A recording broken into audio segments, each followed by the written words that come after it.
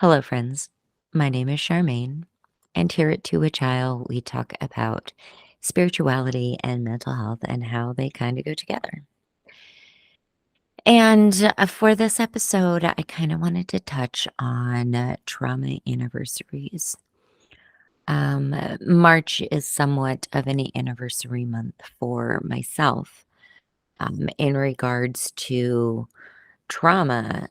Um, And I've really struggled. I've struggled to keep up with making content for my channel. I've struggled with keeping myself working on the things that build the life that I want to live. I struggled to do the things that need to be done, paying the bills, making sure the receipts get into the warranty company so I can get my money back. Things that just require my attention seem to slip through the cracks when it comes to March every year it happens to me. And it's funny because I didn't notice it at first. I didn't realize I, I, I realized that I struggled, but I didn't realize that it happened at certain times every year, and March being one of them. And finally, when I did get it, get my mind rewound to be able to understand why I have this hang up every March, it was very, very difficult for me to be compassionate to myself and allow myself time to grieve because I really didn't realize that was what was going on. So I'd say probably about the first 5 years of me experiencing a rough March, I didn't notice that it was always March. Finally, I started to be more mindful. And that's really what it took. Mindfulness. Mindfulness is what brought me back. But learning mindfulness made me understand that it was exactly March every year that I was struggling. And then I had to calculate, well, what the heck happened in March? And when I did finally put my finger on it, that yes, in fact, there was something that happened that would give me some sort of an anniversary. And it's funny because my body knew the anniversary. I did not know the anniversary. And it took me really thinking about it, calculating time frames for me to understand what it was that was bothering me. And then once I found out what was bothering me, that's when I needed to take action and do something different because in March I do struggle. This year, I did do something different, and that was to try to be outside. If the sun was shining and the weather was agreeable with my arthritis, getting old is fun. But if it agreed, I would go outside and I would try to work on something. And if there wasn't anything to work on, then you know what? I made something to work on. I made a flower bed bigger outside of my house because it gave me something to do. Um, and I've always been kind of looking for those things that can give me things to do that aren't too much, that keep me focused moving forward in life and not being stagnant or stuck or reliving past things in my head over and over again. So, March being anniversary month, I tried to practice more self compassion. So, if I felt like I wasn't doing anything, I'd remind myself that I don't have to do everything every day. I mean, I don't even have to do something every day. I could focus everything in one day and just kind of fart around the rest of the time. I don't know. But it kept me on track. It kept me on track because, I mean, if you are watching, you will see that there is content all of March on time like it should be. There were a couple times that I got real scared that I hadn't done what I was supposed to do and I was late and I was putting out a video late and it made me feel a real sort of way. And then I realized I was worrying over nothing because the date was not the date that I thought it was. That happens to me a lot too.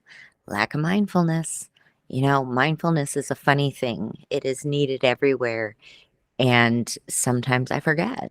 Sometimes I forget. That's why I still go to therapy. Anyway, so I didn't wanna get too deep into anniversary month, but or, into my whys or anything like that. However, I do know that March has been a struggle, but I made it through. Um, I made it through. I didn't gain an extra 10 pounds. Actually, I was getting my weight back under control from my winter weight to my summer weight. Um, I even cleaned out my closet. I realized that decluttering my space was going to be important for decluttering my mind as well. And sometimes it requires getting rid of some things that maybe I don't really necessarily want to get rid of, but I'm really not using anymore. And if I'm not using it, then why do I have it? I don't want to end up a hoarder, but I do like having nice things. So, I have to weigh what I'm gonna do there. So far I've pared down my closet so much you could probably fit another person's stuff in my closet, which is scary. I thought to myself, "Oh my gosh, I can get more stuff." But the reason I'm decluttering is because I don't need all that stuff. Trauma anniversaries. Trauma is very personal and it can be anything. It could be the anniversary of when your parents got divorced, it could be an anniversary of a loss you suffered, a loss of a parent, a loss of grandparents. There's a lot of different times of year that come about when something major kind of rears its head. You may not even realize that you react at the same time of year in a different way than you used to in past because of something that had happened to you. So, if you've experienced this, maybe you already realize you have a trauma anniversary. What do you do during your trauma anniversary? Do you kick yourself for not getting the things done that need done, or are you compassionate to yourself and allow yourself a little bit of time to grieve, knowing that, you know what, whatever happened was a loss and your body is feeling it right now, and to allow your body some time to come back from the feeling that it needs to process. Because we do, when we stuff our feelings inside of us and, not act on flight, fight, freeze, fawn responses, those things get trapped inside of your body. When they're trapped inside of your body, it can really mess you up. Not only can it give you symptoms of illnesses that nobody can find reasons for, but it can also really stunt your spiritual growth. And when your spiritual growth is stunted, you can feel it in your real life. And my hope is that nobody gets stunted or stuck in their anniversary months. Are you experiencing any anniversary month symptoms? Maybe you just don't want to get out of bed. You don't want to do anything. The things that used to bring you joy don't seem to bring you quite as much joy anymore. You go after those right there. Find something that does bring you joy. And even though you don't want to do it anyway. Sometimes it's for me, sometimes it's painting. And I did. I picked up a canvas and some paints and I pulled them out and I started painting. Now, did I finish that painting? No, it's on the table in there. I'll get to it though. And it's sitting there ready for the next time that I need something to focus on that's going to take me away from maybe something that's a little over emotional going on. Because that's what those things are for me. They're distraction when my emotions are too big to process all at once. Then I distract with something little like painting, and I paint until that level of anxiousness, anger, whatever's going on that's negative comes down a little bit. And then I can focus again on what I'm doing. I hope that if you're experiencing any anniversary trauma symptoms here, that you process them with compassion and kindness to yourself because you, just like me for me, I deserve my kindness just as everybody else that just gets my kindness because that's who I am. I, above all else, should be receiving that kindness as well. So I hope that you will show yourself more kindness during these trauma anniversaries. And I honestly, sincerely hope that you don't have one that's this major, that it comes up that you may not even realize it's there. But if you do, I hope you find healthy distractions through them and that you remain safe in your own head. Make your head a safe place to be. And of course, if you are struggling, please, please reach out. There is always somebody to talk to. The National Crisis Line is 988, a very simple number. And it's not just for suicide crisis. This is crisis, any crisis.